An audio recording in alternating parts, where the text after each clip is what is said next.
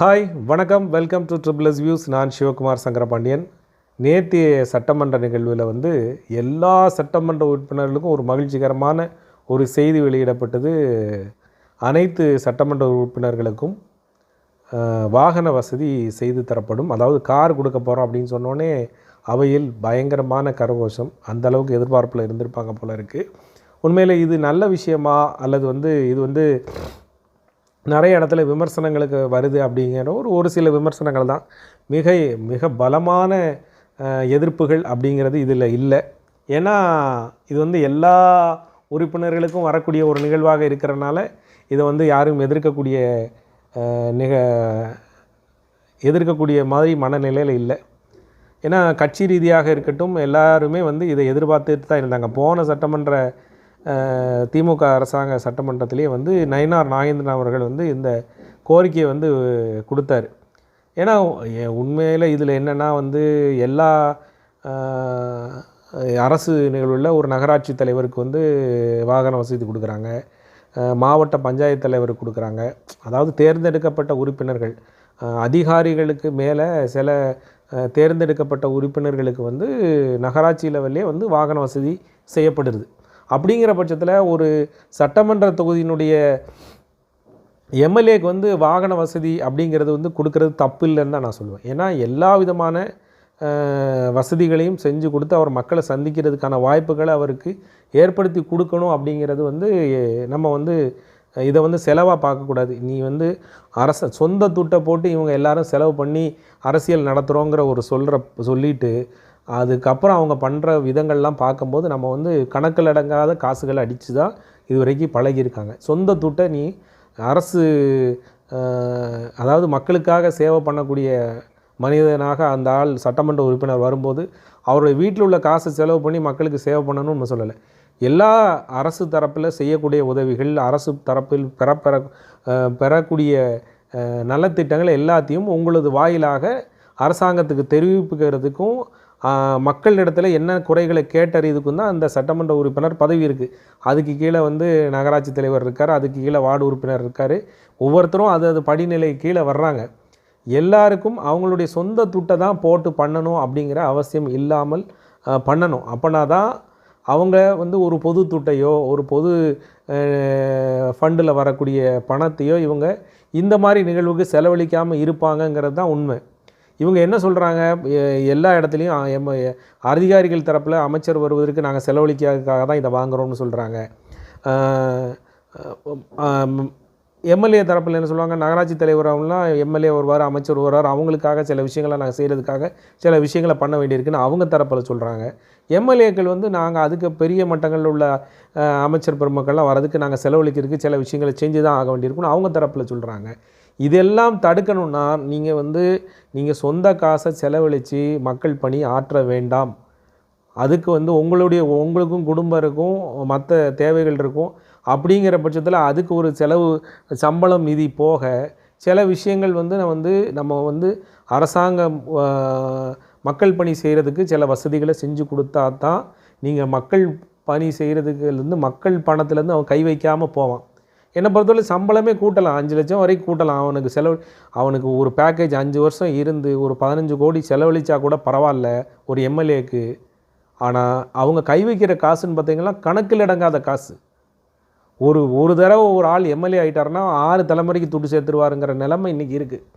ஒரு பரம்பரையில் ஒரு ஆள் எம்எல்ஏ ஆனால் போதும், அடுத்த அவர் ஒரு 2-3 தலைமுறைக்கு உட்காந்து சாப்பிடலாங்கிற நிலைமைக்கு போயிடுறாரு. சென்னையிலலாம் பார்த்திங்கன்னா ஒரு கவுன்சிலரே அந்த நிலைமைக்கு போயிடுறாரு. மும்பையிலலாம் பார்த்திங்கன்னா ஒரு கவுன்சிலருடைய மும்பை மாநகராட்சி கவுன்சிலரை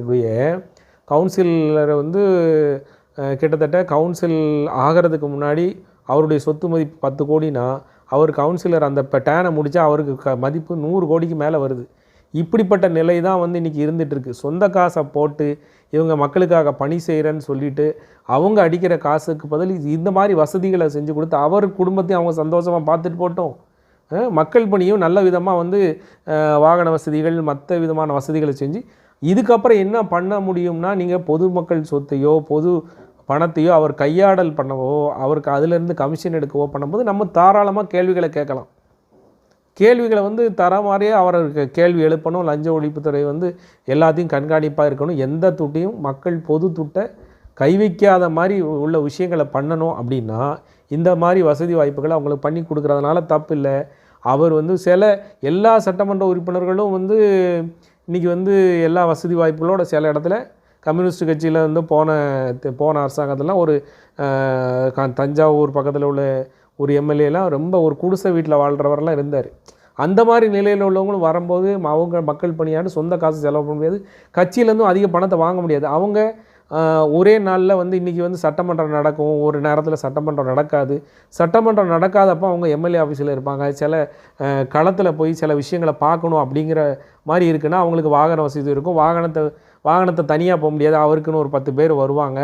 அப்படிங்கிறதுலலாம் இருக்கும்போது அந்த செலவெல்லாம் ஒரு காஃபி குடித்தா கூட அவர் தனியாக குடிக்க முடியாது, ஒரு ஹோட்டலுக்கு போனால் அவர் தனியாக சாப்பிட முடியாது. அதுக்கு தகுந்த மாதிரி பேக்கேஜெலாம் அவர் கூட இருந்து வர்ற மாதிரி உள்ள இதெல்லாம் இருக்கும்போது இதெல்லாம் வந்து படிநிலைகளை வந்து செலவுகளை குறைக்கணும் அப்படின்னு நம்ம வந்து நினச்சோம்னா அவரை வந்து ஒரு எம்எல்ஏ வந்து அவருக்கு வந்து நமக்கு இது போதுமானதாக இருக்குது, நம்ம வந்து சட்டத்துக்கு புறம்பான முறையில் எதையுமே செய்யக்கூடாதுங்கிற எண்ணம் அவருக்கு வரணும்.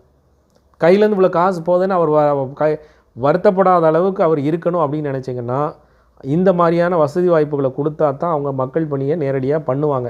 நீங்கள் மக்கள் சேவை அவன் தூய காந்தியாக வெளியே வரணும்னு நினச்சிங்கன்னா நமக்கு வந்து வேண்டியது என்ன, மக்களுக்கு அரசாங்கத்தில் கொடுக்கக்கூடிய நலத்திட்ட உதவிகள், அரசாங்க திட்டங்கள் எல்லாமே அவங்கவுங்க தொகுதிக்கு வந்து சேரணும். அதுக்கு இவர் வந்து பாடுபடணுங்கிறது தான் நம்மளுடைய இலக்கு.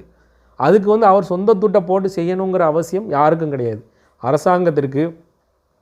அரசாங்கத்திற்கோ ஒரு தனிநபர் வந்து விருப்பத்தின் பேரில் சில விஷயங்களை செஞ்சு கொடுக்குறதுன்னு வேறு, அவசியமாக தன்னுடைய பதவிக்காக இதெல்லாம் செய்யணுங்கிற அவசியம் இல்லை. இந்த மாதிரி செய்யும்போது தான் அவர்கள் மீது குற்றம் வந்தால் நம்ம கேட்கக்கூடிய கேள்விகளுக்கு நியாயமான ஒரு பதில் கிடைக்கும், கேட்பதற்கு ஒரு நமக்கும் ஒரு பிடிமானம் இருக்கும். இன்றைக்கி காரெல்லாம் பார்த்திங்கன்னா இன்றைக்கி இனோவா தான் கார் கொடுப்பாங்க, இனோவா கொடுக்கறதுக்கு வாய்ப்பு இருக்குது. இல்லைனா அதுக்கு ஹை என்டர் கொடுக்காங்களா என்னன்னு தெரில. ஆனால் வாகன வசதி ஒரு டிரைவர் உட்பட எல்லாரும் கொடுக்கும்போது அந்த மாதிரியான ஒரு கார் கொடுக்கும்போது அவர்கள் அதை மெயின்டைன் பண்ணி கொண்டு போகிறது அப்படிங்கிறது வந்து பெரிய கார்களெல்லாம் யூஸ் பண்ணிட்டு பெரிய ஹையர் எண்ட் காரெல்லாம் யூஸ் பண்ணிகிட்டு இருக்க அரசியல்வாதிகள் வந்து கொஞ்சம் யோசிப்பாங்க. ஏன்னா அரசாங்கம் கொடுக்கப்பட்டதுன்னா அதை யூஸ் பண்ணி ஆகணும், கண்டிப்பாக யூஸ் பண்ணி ஆகணும், அந்த டிரைவரை யூஸ் பண்ணி ஆகணும். அப்படிங்கிற பட்சத்தில் இவங்க கோடிக்கணக்கான காரில் வர முடியாது, அந்த மாதிரிலாம் இருக்கும். கோடிக்கணக்கான ரூபாய் மதிப்புள்ள காரில் வந்துட்டு இருக்கவங்களாம் அதை கட் பண்ண தான் செய்வாங்க. அதனால் வந்து இது ஒரு நல்ல திட்டம் தான், இது வந்து குறைவுபட திட்டம். இதில் செலவானாலும் பரவாயில்ல, அரசாங்கத்தை எத்தனையோ கோடிகளை வந்து போகுது, அதில் வந்து இதெல்லாம் ஒரு மேட்ரு கிடையாது.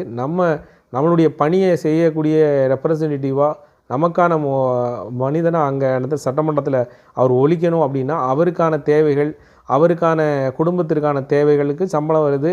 அது போக அவருடைய விசாலமான பார்வை வரணுன்னா இந்த மாதிரியான வசதி வாய்ப்புகளை செஞ்சு கொடுத்தா தான் அவருக்கு வேறு விதமான மனநிலை போகாமல் இருக்கும்.